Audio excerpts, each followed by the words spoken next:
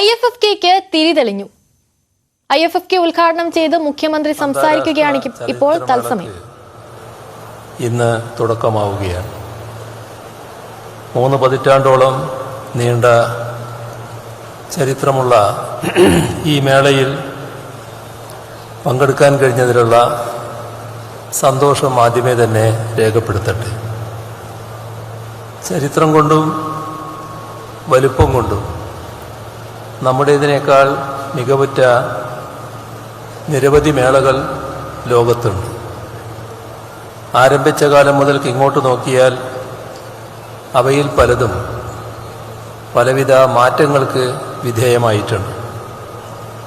പുരോഗമനോന്മുഖമായി മാറിയവയുണ്ട്, പ്രതിലോമകരമായ മാറ്റങ്ങൾക്ക് വിധേയമായവുമുണ്ട്.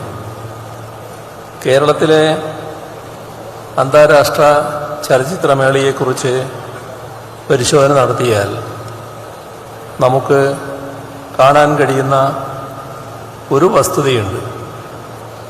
രാഷ്ട്രീയ ഉള്ളടക്കത്തിൻ്റെ കാര്യത്തിലായാലും ഉൾക്കാമ്പിൻ്റെ കാര്യത്തിലായാലും ഈ മേള ബഹുദൂരം മുന്നോട്ട് പോയിരിക്കുന്നു എന്നതാണ്. ഇന്ന് ലോകത്തെ തന്നെ ഏറ്റവും മികച്ച രാഷ്ട്രീയ ഉള്ളടക്കമുള്ള മേളയായി IFFK അറിയപ്പെടുന്നു എന്നത് ഏറെ സന്തോഷകരവും അഭിമാനകരവുമാണ്. സിനിമാ പ്രദർശനം മാത്രമല്ല ഈ മേളയിൽ നടക്കുന്നത്. ഇവിടെ നടക്കുന്ന ചർച്ചകൾ, അഭിപ്രായ പ്രകടനങ്ങൾ ഇവയൊക്കെ പുരോഗമന സ്വഭാവമുള്ളവയാണ്. ചലച്ചിത്രമേള എന്നതിനപ്പുറം യുവതി യുവാക്കൾക്ക് കലാസാംസ്കാരിക ഫാഷൻ രംഗങ്ങളിൽ ഈ പുതുകാലത്ത് ഉയർന്നു വരുന്ന ട്രെൻഡുകളെ പരിചയപ്പെടാനും പരിചയപ്പെടുത്താനുമുള്ള വേദി കൂടിയായി ഈ ചലച്ചിത്രോത്സവം മാറുന്നുണ്ട്. എല്ലാവിധ ഭേദചിന്തകൾക്കും അതീതമായി യുവാക്കളുടെ കൂട്ടായ്മകൾ ഈ ഉത്സവത്തിൽ രൂപപ്പെടുന്നുവെന്നത് ഏറെ സന്തോഷം പകരുന്ന കാര്യമാണ്. മനുഷ്യവംശത്തിൻ്റെ ചരിത്രത്തിൽ സൃഷ്ടിക്കപ്പെട്ട കലാരൂപങ്ങൾ എടുത്തു നോക്കൂ. അവയിൽ ഇന്ന് നിലനിൽക്കുന്ന കലാരൂപങ്ങളിൽ ഏറ്റവും ജനകീയമായത് ഏത് എന്ന് ചോദിച്ചാൽ തീർച്ചയായും സിനിമ എന്ന് തന്നെയാണ് ഉത്തരം. ലൂമിയർ സഹോദരന്മാരിൽ തുടങ്ങിയ സിനിമയുടെ ചരിത്രം ഇന്ന് ആർട്ടിഫിഷ്യൽ ഇൻ്റലിജൻസിൻ്റെ സ്വാധീനത്തിൽ എത്തി നിൽക്കുന്നു. സാങ്കേതിക രംഗത്തെ വികാസം ഇത്രയേറെ ചടുലമായ മാറ്റങ്ങൾ വരുത്തുന്ന മറ്റൊരു കലാരംഗവും ഉണ്ടാകില്ല.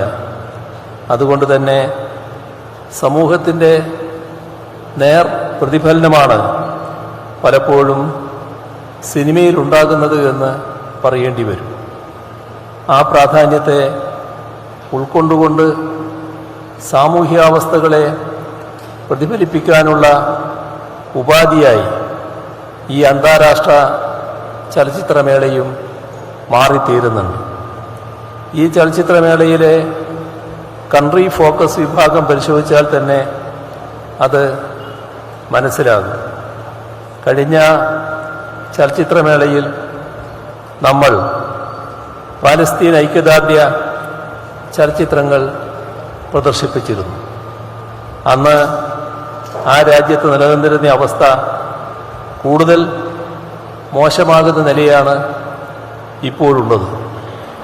ഇത്തവണത്തെ കൺട്രി ഫോക്കസ് വിഭാഗത്തിൽ ഉൾപ്പെടുത്തിയിരിക്കുന്നത് 1 നൂറ്റാണ്ട് പാരമ്പര്യമുള്ള അർമേനിയൻ സിനിമാ വിഭാഗത്തിൽ നിന്നുള്ള ചലച്ചിത്രങ്ങളെയാണ്.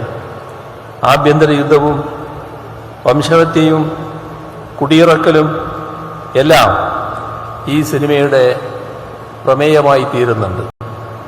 ഇത്തരത്തിൽ അടിച്ചമർത്തപ്പെടുന്നവരുടെയും പീഡിപ്പിക്കപ്പെടുന്നവരുടെയും ഒപ്പം നിന്ന് അവരുടെ ജീവിതാവസ്ഥകൾ ലോകത്തിന് മുന്നിലേക്ക് എത്തിക്കാനാണ് ഈ ചലച്ചിത്രമേളയിലൂടെ നമ്മൾ ശ്രമിച്ചുകൊണ്ടിരിക്കുന്നത്.